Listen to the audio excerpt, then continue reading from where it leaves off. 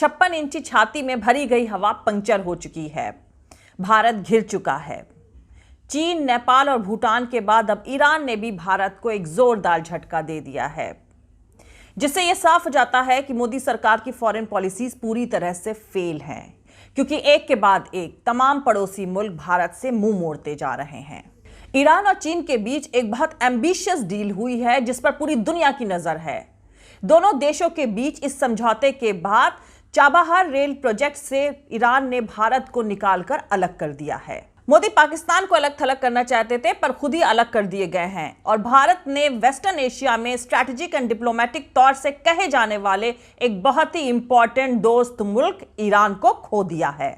Iran ने यह कदम ऐसे वक्त पर उठाया है जब भारत और चीन के बीच तनाव बढ़ा हुआ है और ईरान और चीन के बीच तकरीबन 400 अरब डॉलर के स्ट्रैटेजिक इन्वेस्टमेंट को लेकर समझौता हुआ है। दरअसल ईरान और भारत के बीच तकरीबन 4 साल पहले ईरान के चाबहार से लेकर अफगानिस्तान बॉर्डर के जाहिदान तक रेलवे ट्रैक बिछाने को लेकर समझौता हुआ था। 2016 में प्रधानमंत्री नरेंद्र मोदी जी ने ईरान दौरे के वक्त पर इस चाबहार समझौते पर दस्तखत किए थे।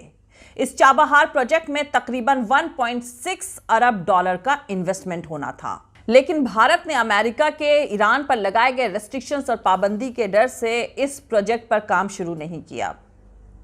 अब ईरान ने कहा है कि वो भारत की मदद के बिना ही इस प्रोजेक्ट को आगे बढ़ाएगा। मतलब चीन ने मौका भुना लिया है। चीन ईरान से अब बेहद सस्ते दामों में तेल खरीदेगा और इसके बदले चीन ईरान में तकरीबन 400 अरब डॉलर का इन्वेस्टमेंट करेगा और भारत अमेरिका के इशारे पर लेफ्ट राइट करेगा। आजादी के बाद से लेकर अब तक भारत की फॉरेन पॉलिसी रही है कि वो किसी भी देश के साथ या किसी भी खेमे में शामिल नहीं होता था, जिसके चलते वो किसी के दबाव में नहीं आता था और अपने फायदे के हिसाब से वो सभी मुल्कों के साथ दोस्ताना ताल्लुकात रखने की कोशिश करता था। मगर ऐसा लगता है कि मोदी जी के प्रधानमंत्री बनने के बाद यानी पिछले 6 सालों से भारत की ये फॉरेन पॉलिसी कमजोर पड़ी है। भारत के पड़ोसी मुल्कों का भी यह मानना है कि मोदी जी के प्रधानमंत्री बनने के बाद भारत अमेरिका के इशारों पर काम कर रहा है, जिसकी वजह से उसे एक के बाद एक कई नुकसान उठाने पड़े हैं। इंटरनेशनल मामलों के जानकारों का मानना है कि भारत का फायदा चीन, ईरान और रूस के साथ है। मतलब भारत का फायदा यूरेशिया में है।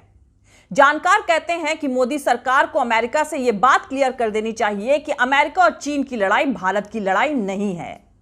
लेकिन मजबूत समझी जाने वाली मोदी सरकार काफी कमजोर निकली और उसकी इस कमजोरी को भांपते हुए चीन ने भारत के एक बहुत पुराने दोस्त मुल्क ईरान को अपने पाले में कर लिया है। जानकारों का मानना है कि ईरान और चीन के बीच हुआ यह समझौता भारत के लिए एक बहुत बड़ा झटका है।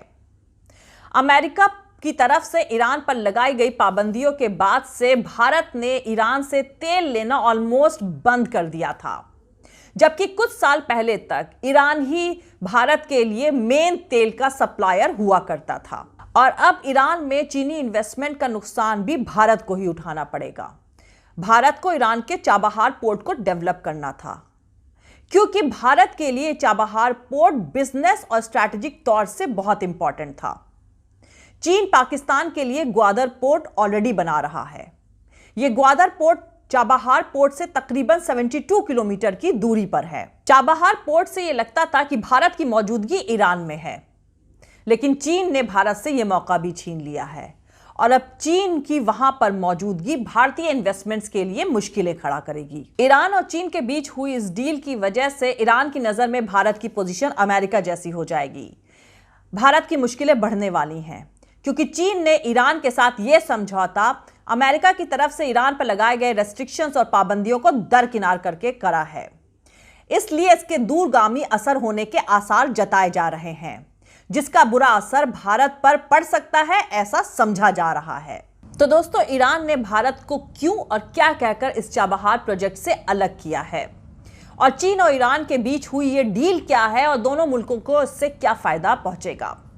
और सबसे अहम बात यह है कि ईरान और चीन के बीच हुई इस डील की वजह से भारत को क्या नुकसान होने वाला है और क्यों कहा जा रहा है कि ईरान और चीन के बीच हुई इस डील की वजह से पूरी दुनिया का इक्वेशन बदलने वाला है। ये सारी बातें मैं आपको इस वीडियो में बताऊंगी, लेकिन उससे पहले जो लोग हमारे इस चैनल पर नए हैं वो हमारा YouTube channel political Tamasha with doctor Arshi को सब्सक्राइब करके वहां पे लगी बेल आइकॉन को जरूर दबा दें, ताकि आपको हमारे आने वाले हर वीडियो की अपडेट्स मिलती रहे। और